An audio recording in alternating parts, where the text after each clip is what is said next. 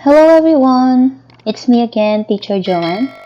This tutorial is for statistics and probability, a subject which is intended for grade 11 senior high school students in the Philippines.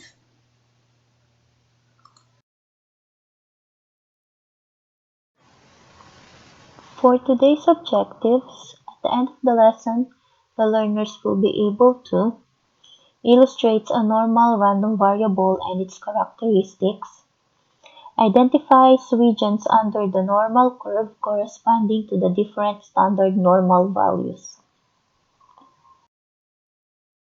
Our topic for today is normal distribution. What is a normal distribution?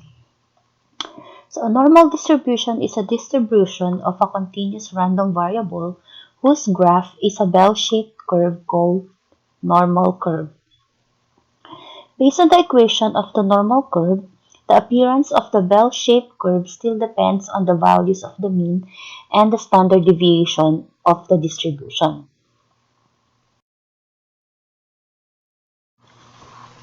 So here we have an example of a graph of a normal distribution. So for the figure A, it shows normal curve with a minimum standard deviation, B with medium standard deviation, and C with a large standard deviation. So for A, it says it's minimum. So as we define standard deviation, it is the dispersion from the mean. So since the graph is tall, so as you can see, the dispersion is only small. And for B, it's medium. So as you can see, the graph is in the middle. So the dispersion is somewhat just close to the mean, but not too small or not too large.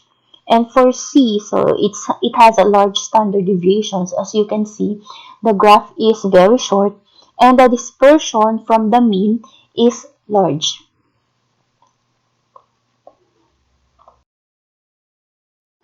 Properties of normal distribution. So what are the properties of normal distribution?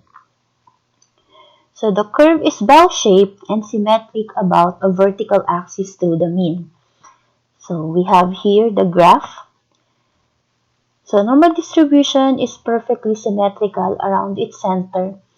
That is, the right side of the center is a mirror image of the left side. So as you can see, the right side and the left side is equal with each other.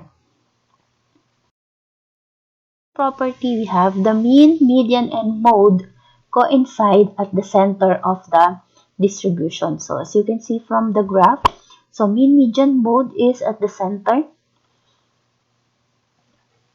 So there is only one mode or peak in a normal distribution. So that is why it is called unimodal.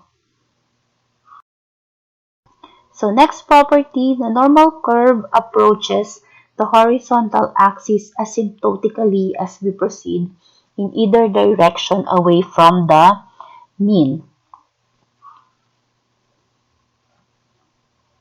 So a normal distribution continues and have tails that are asymptotic, which means they approach but never touch the x-axis. So it approaches the x-axis but never touch the x-axis.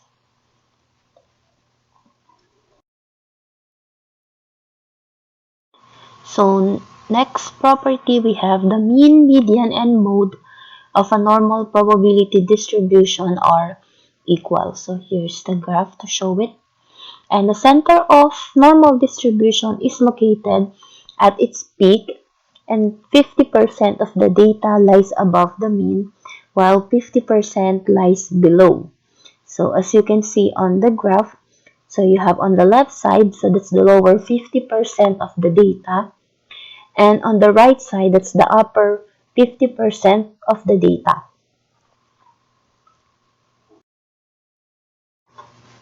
So next property, we have total area under the curve and above the horizontal axis is equal to 1. So given by the graph, so shaded is the area which is equal to 1.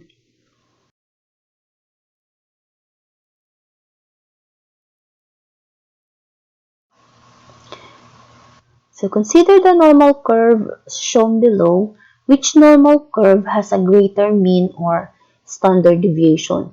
So as we have mentioned before, standard deviation is the dispersion from the mean. So which do you think has a higher standard deviation? So based on the normal curve above, we could say that A has a greater mean because of its line of symmetry, which is x equals to 15, compared to curve B occurs at x equals to 12.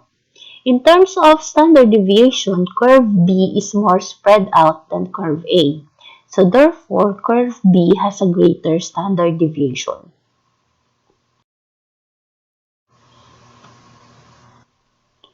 So another graph. So consider the curves shown below, which normal curve has a greater mean and standard deviation. So based on the normal curves, we could say that curve B has a greater mean. So because of its line of symmetry at x equals 60 compared to curves A and C, which occurs at x equals 45. In terms of standard deviation, curve C is more spread out than curve A and B. So therefore, curve C has a greater standard deviation. Now let's check what have we learned.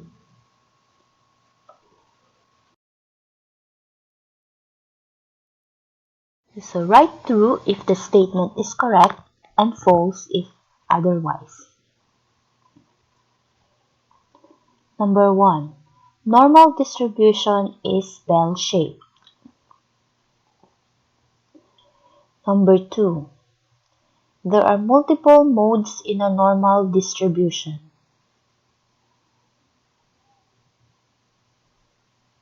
Number 3. A normal distribution continues and have tails that are asymptotic, which means they approach but never touch the y-axis. Number 4.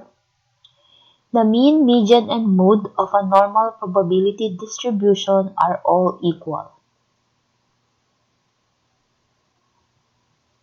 And number 5. The total area under the curve and above the horizontal axis is equal to 1.